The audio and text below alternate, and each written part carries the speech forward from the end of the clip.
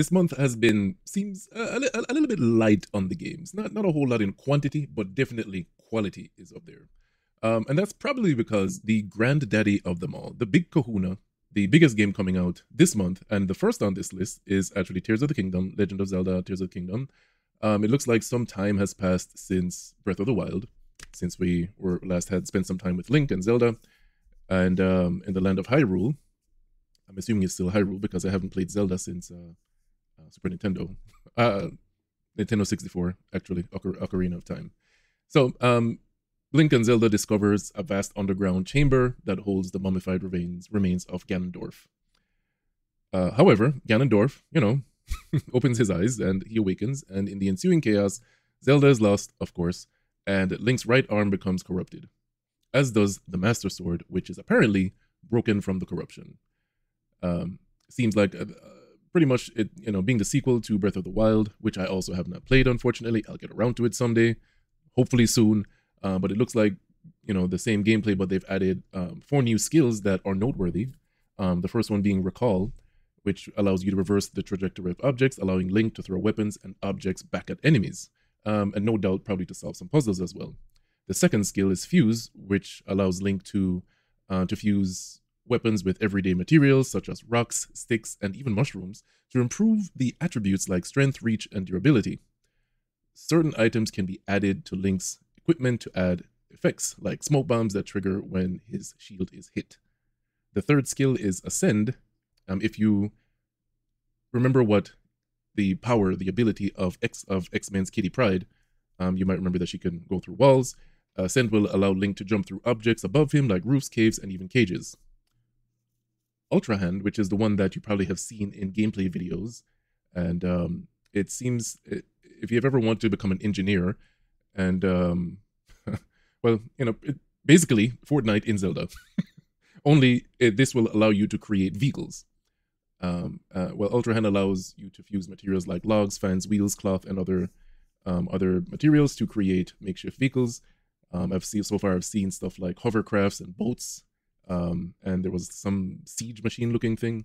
Anyways, I wish I could say I'm excited because I have to abate my excitement because I won't be able to play it. I don't have a Switch, and I don't want the Nintendo lawyers coming for me, so I do not intend on using that word that we cannot say. Otherwise, the algorithm will pick it up, and Nintendo lawyers will come for me. Also happening that same weekend, May 12th, which is next weekend, the Diablo 4 Server Slam. And this is where you're going to find me on Battle.net. Actually, I think I want to try it out on PlayStation because I didn't get to do that last time.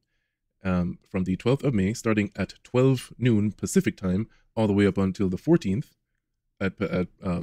also at 12 noon Pacific, ending at 12 noon Pacific on May 14th. It's going to be on PlayStation 4, 5, Xbox One, XS, and Windows. The only thing I can tell you is to expect fuckery. It's going to be open to everybody, and they didn't exactly have a smooth launch last time.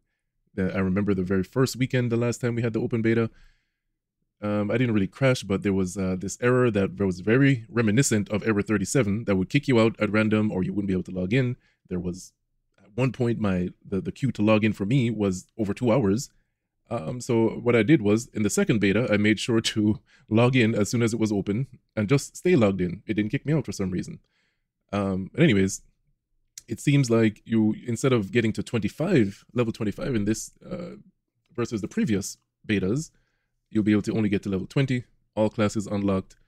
But the high point of this beta seems like their Ashava, the world boss, will be available to beat starting on the 13th at 9 a.m. Pacific, and every 3 hours after that. So you'll have more than ample time and opportunity to defeat the world boss. I tried it. I have a video up on the channel somewhere. You can check it out. It's pretty fun, but getting the loot that Ashava drops is even more fun.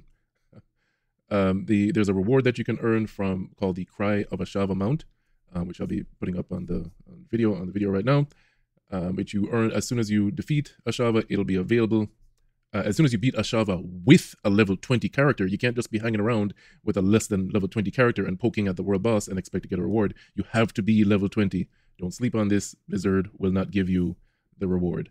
All the other rewards that were available from past beta weekends, like the little puppy that you can put, the little puppy cosmetic, or the wolf pup, you can also earn it this weekend if you skipped on the previous beta weekends. Now, the next game on my list is V Rising Gloomrot, the expansion to the awesome game, that the survival vampire game that I played last year. I really cannot tell you how excited I am for this. The game released in early access last year. I think it was for like $20 or $30, and I got so much playtime out of that game. It's unbelievable. It's an amazing game. And the developers of the Stunlock Studios, they have their pedigree in PvP games. And it's the game. The gameplay is very much revolves around, that same PvP design, which with cooldowns, and you can sense, if you played their previous games, you can see, a lot of some skills are very familiar from those games coming over to this. But anyways, Gloomrot is the first expansion. It's available for free. You don't have to pay anything extra. You just have to buy the base game, and you'll be able to hop into Gloomrot on May 17th. There's going to be a whole new area to explore, a whole new biome with brand new dangers, technology, magic. There's going to be a new skill tree, a lightning skill tree. There's going to be a bunch of balance changes, additions, and reworks to current biomes.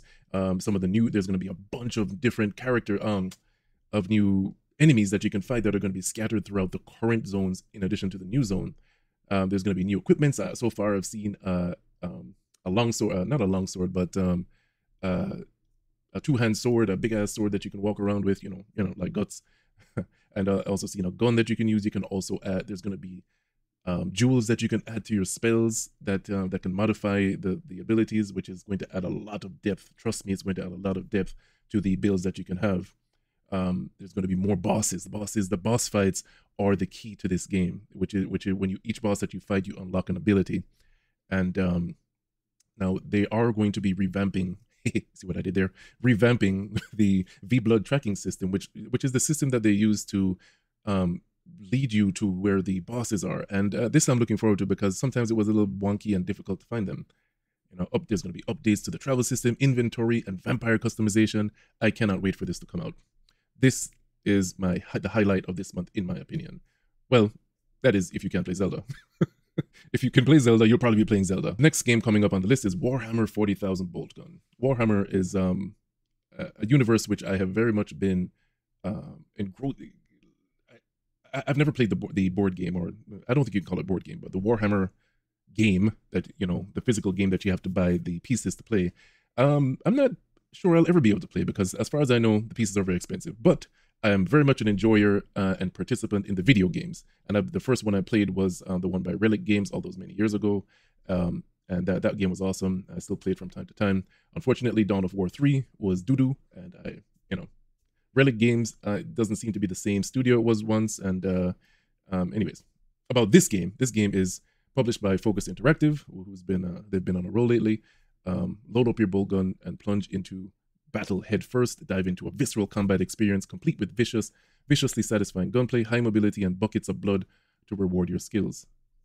Dominate the battlefield with awesome firepower and heavy metal of a Space Marine's devastating arsenal. I can't wait. Experience the ultimate homage to retro shooters, blending stylish visual with fluid, modern FPS gameplay.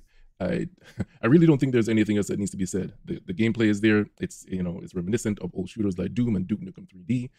Sometimes simplicity is the spice of life. I'm looking forward to this one, and sometimes these simpler games are better games because they just stick to what they know is good.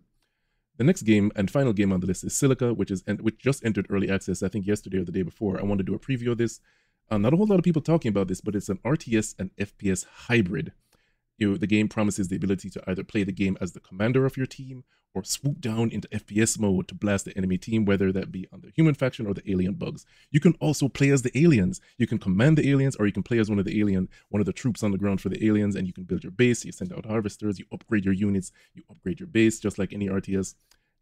This one, if they pull this off, it can really be a banger. So I'm going to keep my eye on this. Also, keep in mind that early access, it just coming out in early access, this could mean that it will be in early access for 2 years, 3 years, who knows? That's the problem with early access. But this one seems to have a degree of polish that I think is good. So I'm going to check it out later on today, actually. Silica launched in early access on May 3rd for $19.99 on Steam. So anyway, that about wraps it up for this time. Hope to see you sooner next month. I know this one was late. I apologize, but I promise you I will get the hottest games of June out way before the June starts. So anyways, that's it for now. Please hit the like button, subscribe, share, all that stuff. Till next time, peace.